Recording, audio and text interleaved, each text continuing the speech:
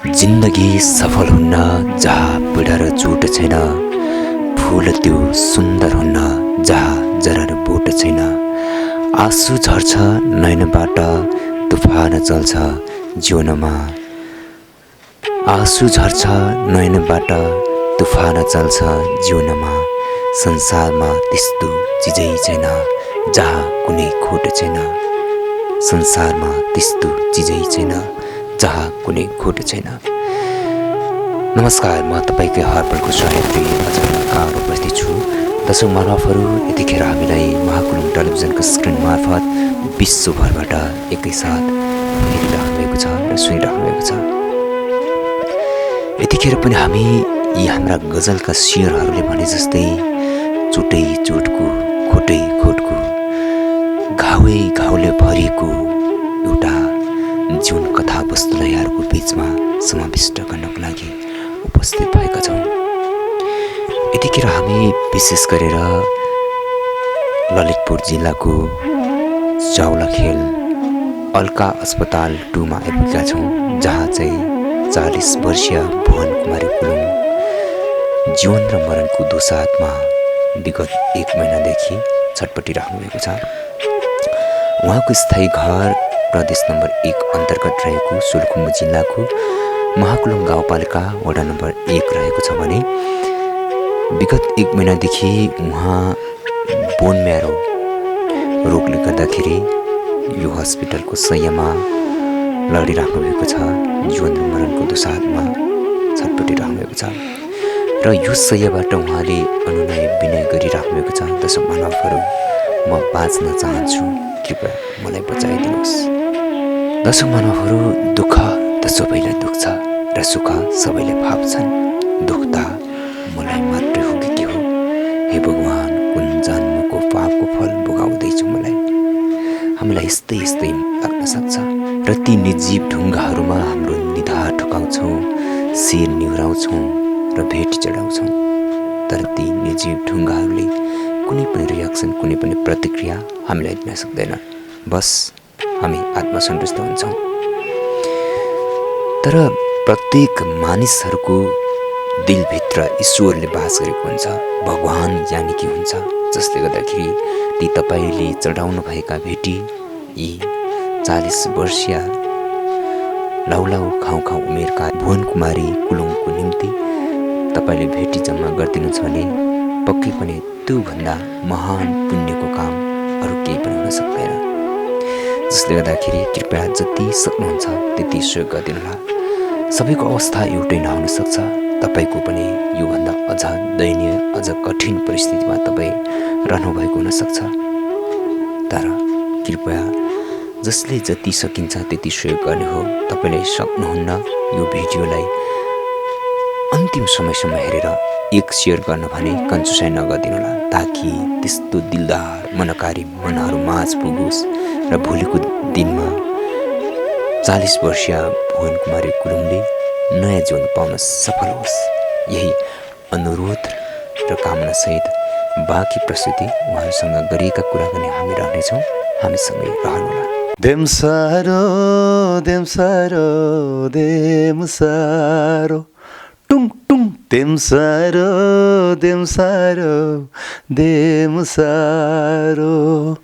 Hi hello दर्शन नमस्ते, म हुँ यहाँकै राजेश पाल राई। तपाईँहरू हेर्दै हुनुहुन्छ महाकुलुङ अनलाइन टिभी। कृपया लाइक, सब्सक्राइब र सेयर गर्न नभुल्नुहोला। विश्वको सर्वोच्च धरातलको आवाज महाकुलुङ अनलाइन टेलिभिजन। सफलतामा पाएको लाखौँ बधाई भन्दा दुःखमा पाएका साना साना सहयोग पनि मोती भन्दा अनमोल हुन्छ। नमस्कार, म तपाईँकै हरपलको सहयात्री अजय अलङ्कार उपस्थित छु। दर्शक महानुभावहरू, यतिखेर हामीलाई महाकुलुङ टेलिभिजन, फालेलुङ टिभी र नौलो टिभी मार्फत एकैसाथ विश्वभरबाट हेरिराख्नु भएको छ।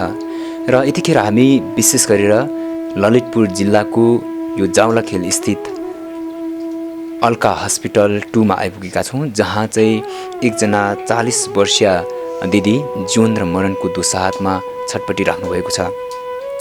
विशेष गरेर उहाँको स्थायी घर सोलुखुम्बुको महाकुलुङ गाउँपालिका वडा नम्बर 1 को स्थायी वासी हुनुहुन्छ भने विगत लगभग 1 महिनादेखि जीवन र मरणको दोसाँधमा यो हस्पिटलको शय्यामा लडिराख्नु भएको छ र विशेष गरेर उहाँले अनुरोध गरिराख्नु भएको छ, म बाँच्न चाहन्छु, कृपया मलाई बचाइदिनुहोस्।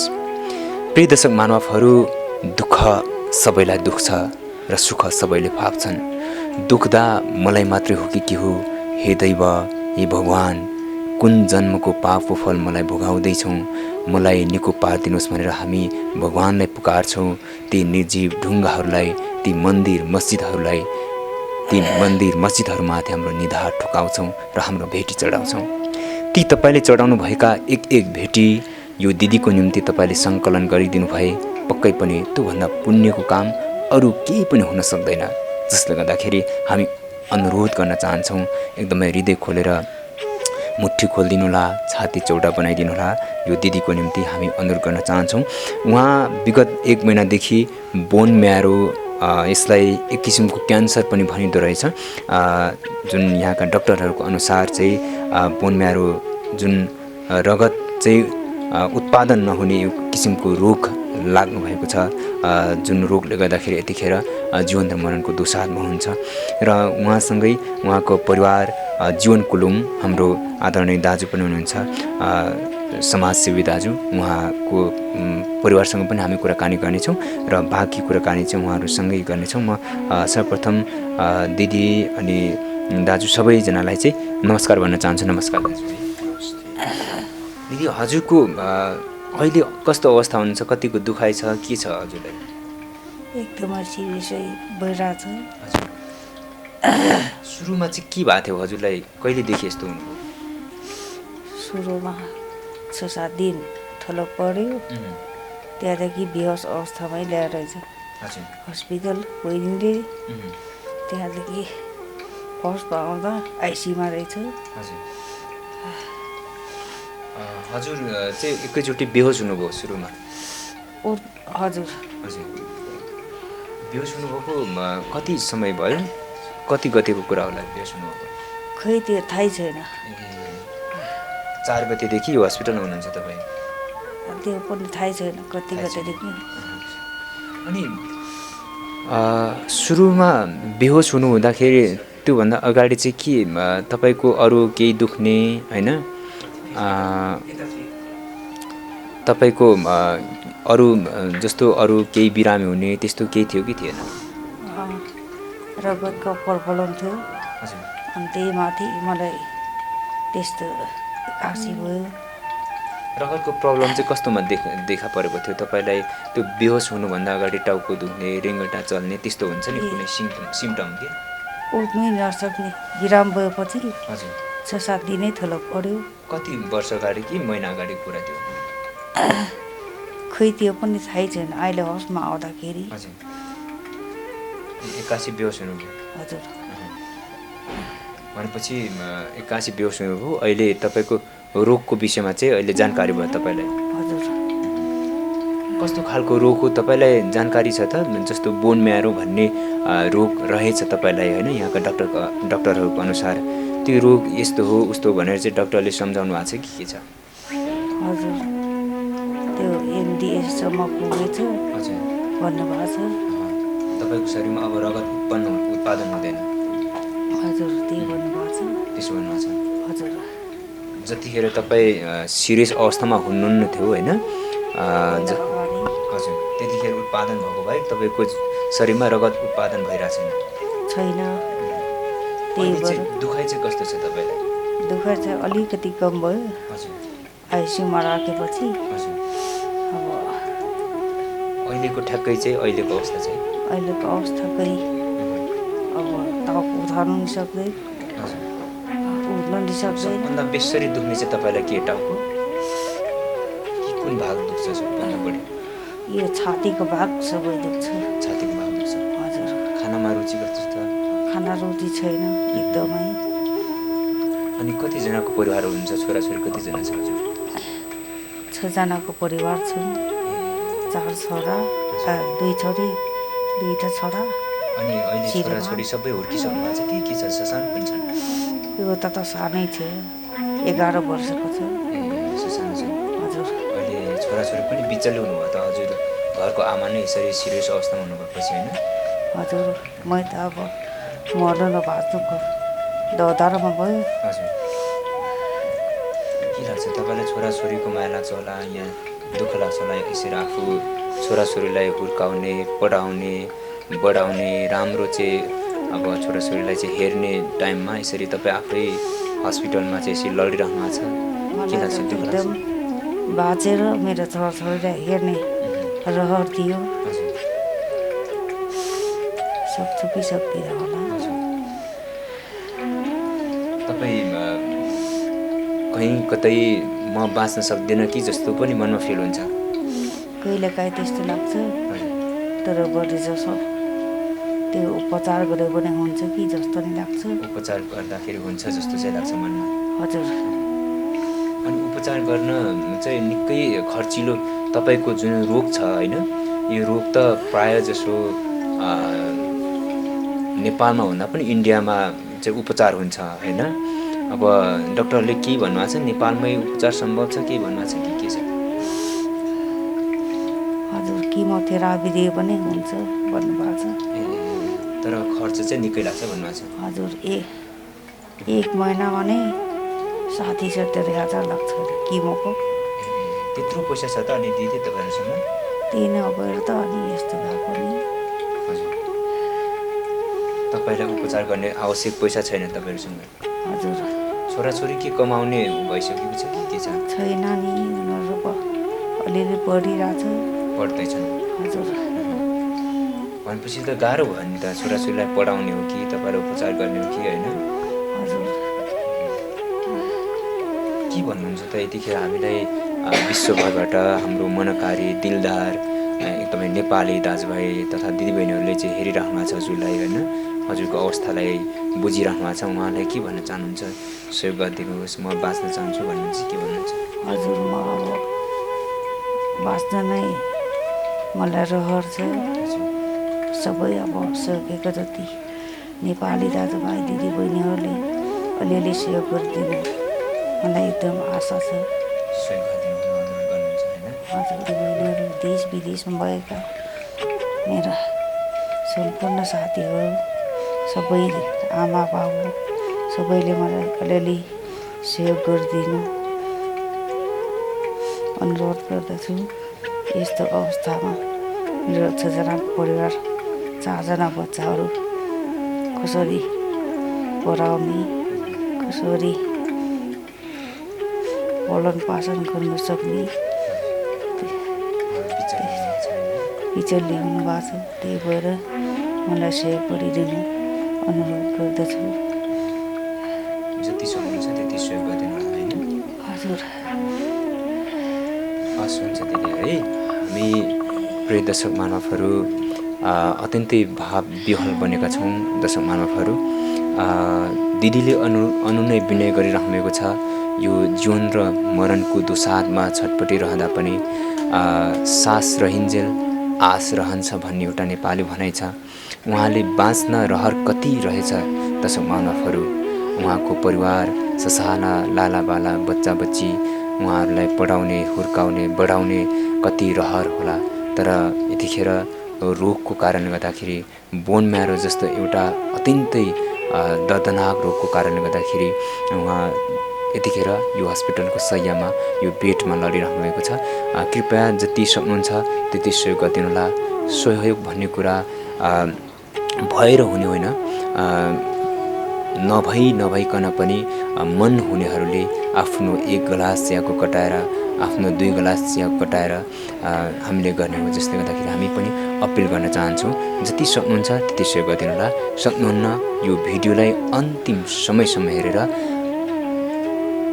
एक सेयर गर्न भने कन्जुसाइ नगरिदिनु होला ताकि त्यस्तो दिलदार मनकारी नेपालीहरूको माझ पुगोस् ताकि दिदीको जीवनलाई भोलिको दिनमा एउटा नयाँ जीवन दिलाउन सफल होस् हामी यही कामना र अनुरोध गर्न चाहन्छौँ र यतिखेर म उहाँको परिवार हुनुहुन्छ दाजुसँग पनि थोरै कुराकानी गर्न चाहन्छु यो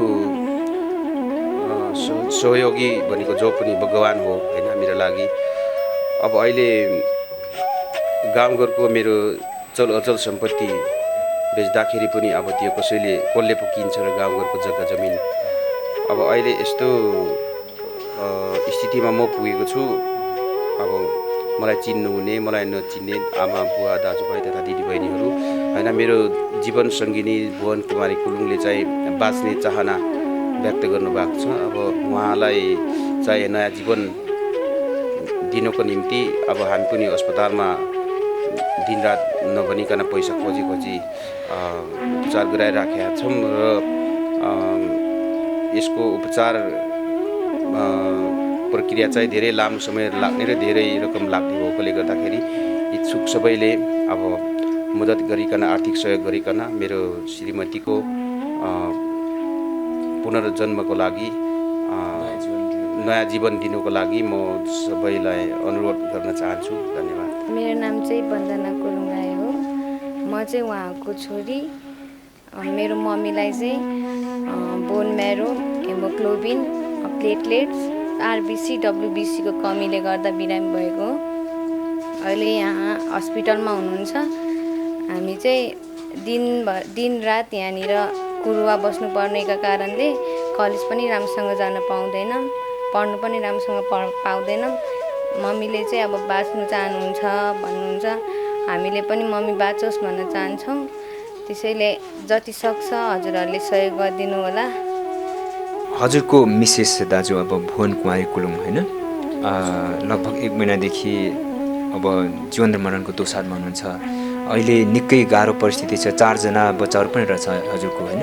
कसरी म्यानेज गर्दै हुनुहुन्छ यहाँ हस्पिटलको खर्च, बच्चा बच्चीको पढाइ, आर्थिक हिसाबले कतिको गाह्रो साह्रो छ तपाईँलाई?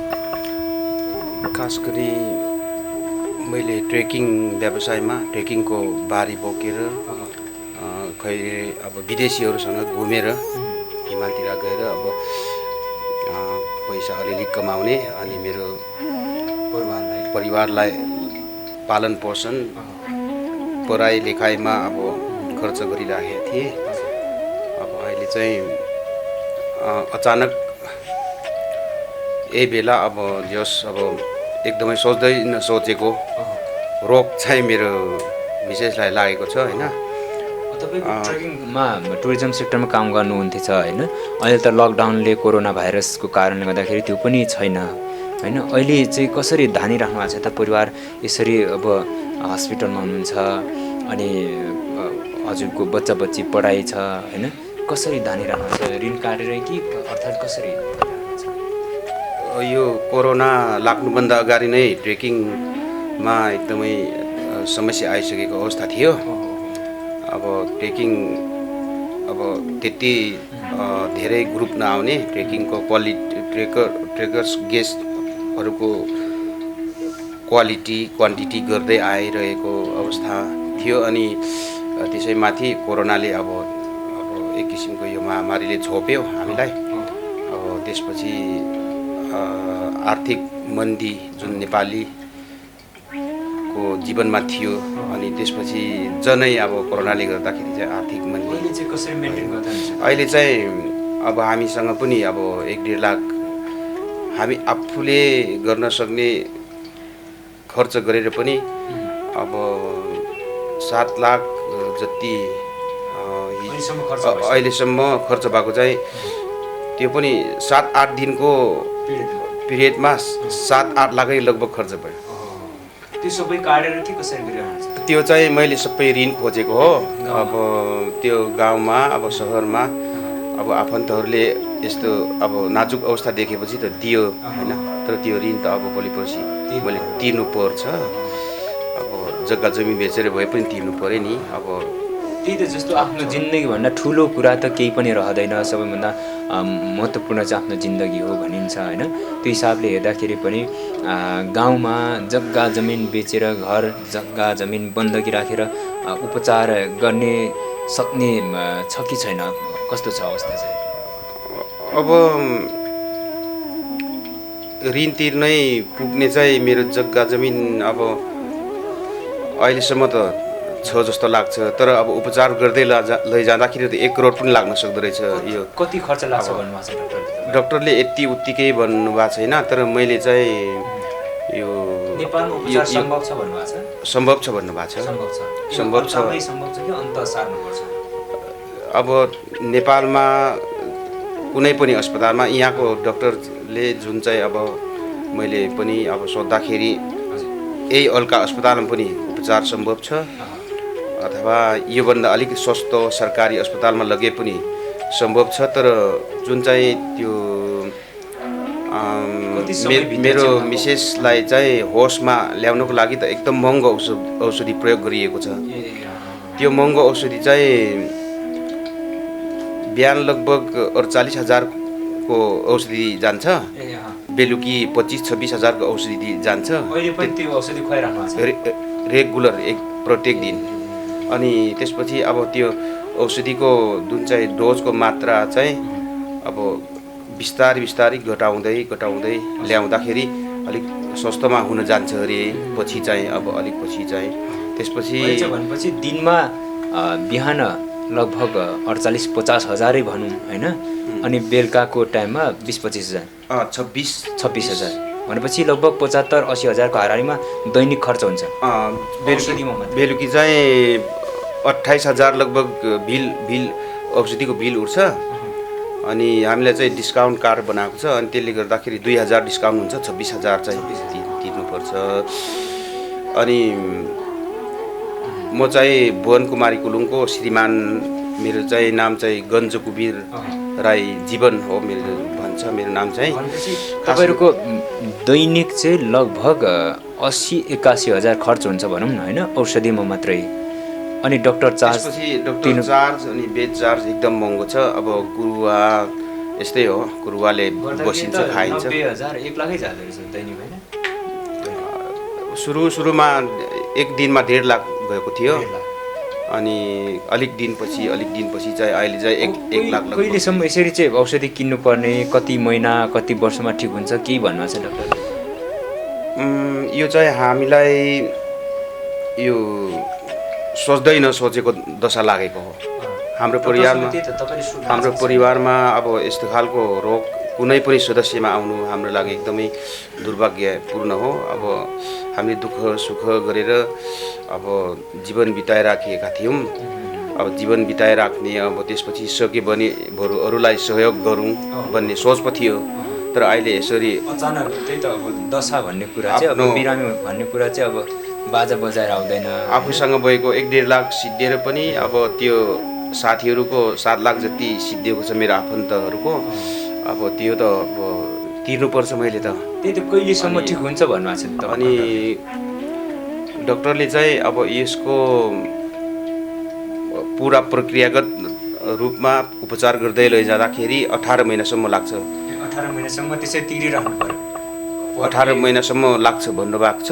75-80 हजारको। अनि त्यसपछि त्यो किमोहरू महँगो पर्ने अरे होइन, एउटा इन्जेक्सनको अब धेरै महँगो पर्ने अरे। अनि अब त्यसपछि त 18 महिना भनेपछि त धेरै नै लाग्ने रहेछ हजुरको होइन, मिसेसको ट्रिटमेन्टको लागि, उपचारको लागि। अनि अब कसरी चाहिँ उपचार गर्ने, आर्थिक जो हो कसरी गर्ने केही सोच्नु भएको छ के छ? होइन, अब मेरो जीवन सङ्गिनी हो होइन, मैले त अब ऋण खोजेर ऋणपान नै खोजेर गरिराखेका छौँ अहिले पनि। अझै पनि निको भएकोसम्म ऋणपान जति पायो खोज्दै, अथवा साथीहरूले कसैले 10,000 त कसैले 5,000 अब सहयोग पनि गर्नुभएको छ, त्यो तिर्नु नपर्ने खालको चाहिँ अनि गर्नुभएको छ। अब फेरि कतिपय साथीहरूले गर्नुहुन्छ होला पनि, अब त्यस्तो गर्छौँ हामी पनि जति सकेको 1,000 2,000 भन्नुभएको छ। विश्वभरबाट होइन, नेपालभरि मात्र होइन, विश्वको कुना कुनाबाट चाहिँ हामीलाई यतिखेर हजुरको यो जुन परिवार होइन चिकित्सा अवस्थामा हुनुहुन्छ उहाँलाई हेरिराख्नुहुने, तपाईँ हामीलाई चाहिँ हेरिराख्नु सुनिराख्नुहुने सम्पूर्ण नेपाली दाजुभाइलाई चाहिँ के भन्नुहुन्छ? अब सम्पूर्ण नेपाली दाजुभाइ अब देश विदेशमा रहेको होइन, अब नेपाली दाजुभाइ अथवा नेपाली दाजुभाइ नभए अर्को देशको पनि दाजुभाइहरू जो कसैलाई पनि म के भन्न चाहन्छु भनेदेखि यस्तो अब ज्यानमारा रोग अब सक्दो कसैलाई नलागोस्। अब म आफू चाहिँ बरु आफूले पनि केही कमाएर बरु कसैलाई सहयोग गरौँ भन्ने सोचाइको मान्छे अब आज अब सहयोग माग्नुपर्ने अवस्था आउँदाखेरि अब तपाईँको जुन चाहिँ मिडिया अब युट्युब च्यानल यस्तो माध्यमबाट चाहिँ अब सबैले हेरेर होइन अब इच्छा लागेमा होइन जुन चाहिँ अझै बाँचेर मेरो छोराछोरीलाई लालन पालन गर्छु भन्ने इच्छा भएको मेरो श्रीमती भुवन कुमारी कुलुङको लागि चाहिँ अब आफ्नो सकेको सहयोग आफूले सकेको सहयोग अब इच्छा भएदेखि गर्नु हुन चाहिँ म पनि एकदम अनुरोध गर्दछु होइन। अब मान्छेको जीवन अब उमेर गएको भए पनि एउटा उमेर गएकोलाई त अब बचाइन्छ भनेदेखि अब 40 वर्ष मात्रै पुगेको मेरो श्रीमती चाहिँ अब यस्तो खालको भयानक रोग भनौँ न यसलाई त अब पहिला हामी पनि बिरामी भएकै हो 80,000मा खर्च गर्दाखेरि निको भइयो। मेरो श्रीमती पनि एकचोटि खुट्टा बाँचेको हो अब 95,000मै निको भयो होइन। तर अहिलेको रोग चाहिँ यस्तो भयो अब यसमा चाहिँ सहयोग गरिदिनु हुने सबै होइन। अब यो च्यानल त हिजो अस्ति सहयोग गर्ने साथीहरूले नि हेर्नुहुन्छ होला होइन। त्यसले गर्दाखेरि हेर्नेले के बुझिदिनु पऱ्यो भने अब म अहिले सबै साथीहरूको अब शरणमा परेको छु भनौँ न।